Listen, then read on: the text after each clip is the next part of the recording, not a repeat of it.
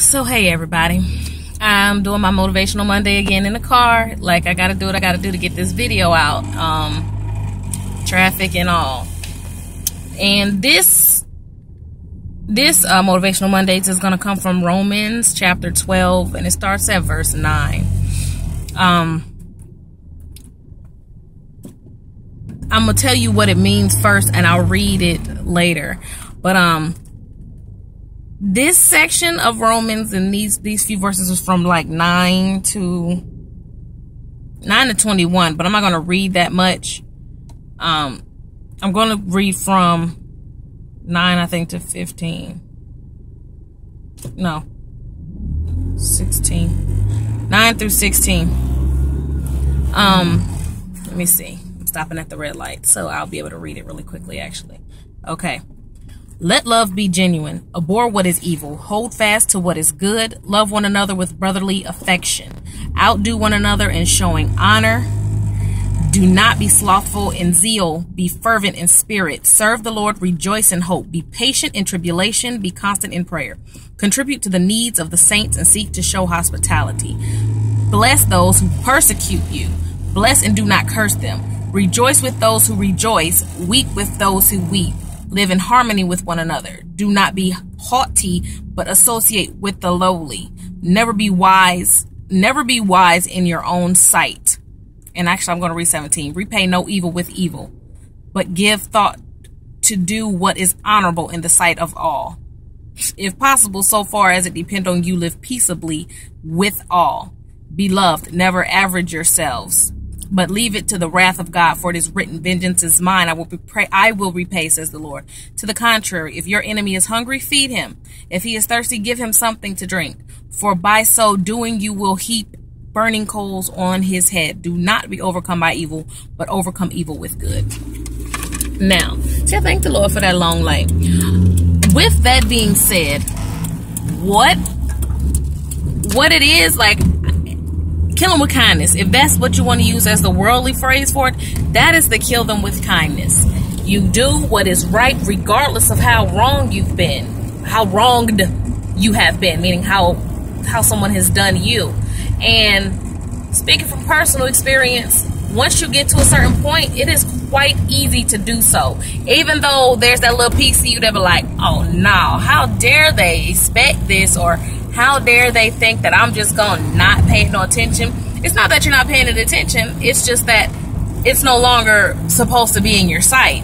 That has nothing to do with you at that point, because God is taking over and he wants you to do what you're supposed to do so he can still continue to bless you, although this person is cursing you or hurting you, harming you, whether it be mental, physical, emotional, whatever way that they're doing you wrong. It's for the Lord to, to reconcile on their behalf. But he's already given you the power to get through that, because he's telling you what to do regardless. And I think people, because nowadays people say, oh, I got these haters, and they got that cliche, well, your haters is your motivators. It kind of is. Like, that's just what it is. You're going to have those people, and the Lord is going to take care of them. So don't sit there and try to, go back and forth with everyone that does those things to you. And I'm saying this because I'm on YouTube, and there are people that will say mean things or dislike certain things, even though there's nothing to dislike. Like on my videos, on my motivational videos, I get dislikes, and I'm like, who would be negative or dislike something if you're trying to uplift somebody, whether it's for you or not? Or why would you continually watch the type of content that I give if that's not the content that interests you? But my thing is, I'm not going to sit there and go back and forth with you, because the Lord is going to reconcile your heart.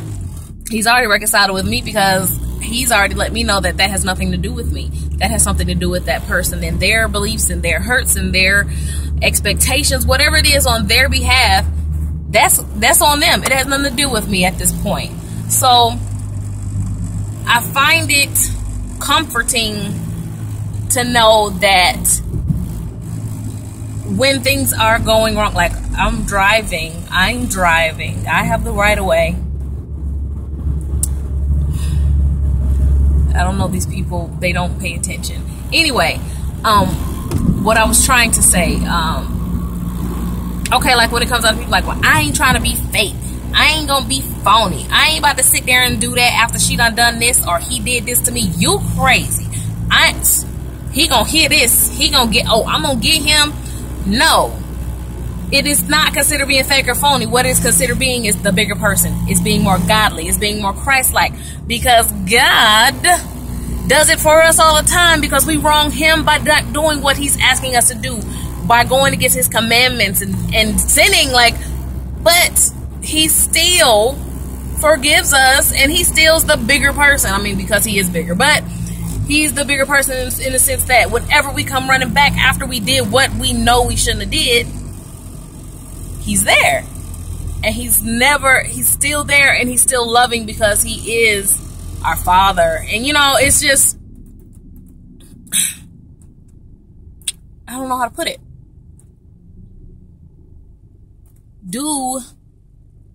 Even though you've been done wrong, you still treat them the way you want to be treated. Because all you're going to do is pile it on for yourself. Because the person that's doing wrong against you, when you do wrong against them, even though it's in reciprocation, you will still be held accountable for it. So that's what I'm trying to say. That little piece of, aha, I got them back. Is it really worth being in trouble with God for? I doubt sincerely that you want that to be on your little tab at the end of the day. I don't want that. Oh yeah, you slashed them tires because he made you mad. Not quite. I don't want that there. Oh, you cussed her out and shamed her in front of people just because she done said something you didn't like. No, I don't want to be disrespectful. You know, like I don't. I choose not to do those things because it's not worth it. It's not worth my eternal. It's not worth me having to sit there and say, oh yes, Lord, I did that. But it was because nope.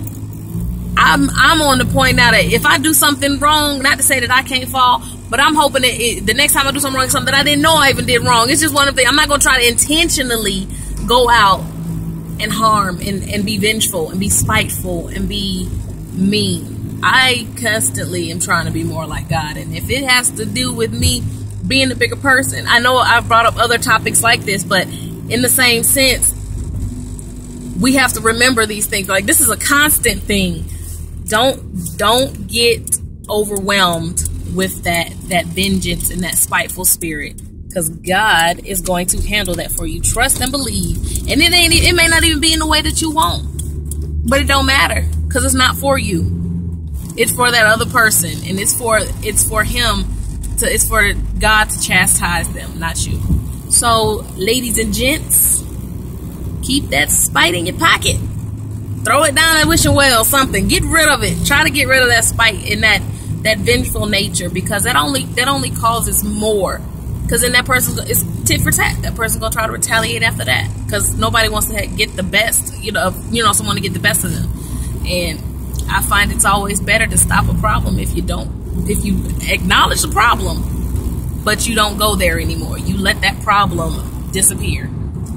You say, oh, this happened? Okay. Well, it won't happen again, because I'm taking precautions for it not to happen, and I'm going to pray about it. And if it happens again, I'm just going to pray on it. I'm not going to get mad about it, because we're human. Just let it go. Let it go, people. Just let it go. So I hope you all understood what I was trying to say. It's that chapter from 8 down to like 9 to 21. Like, when I read it, it was just like, and you know this. It's something that you already know. It's like you internally know that, but our human nature gets the best of us sometimes. Because you know that if someone does something to you, your mom's like, nope, you go tell somebody. But in this case, you go tell God, even though he knows, like, God, I'm dealing with this because they did me wrong, and I love them still, but they hurt me. How am I supposed to handle this? And he'll give you directions. Trust. Yes. But that's all I got for you guys today. Stay tuned next week. I do have a tutorial on this look.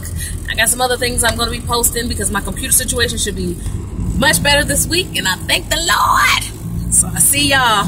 Bye.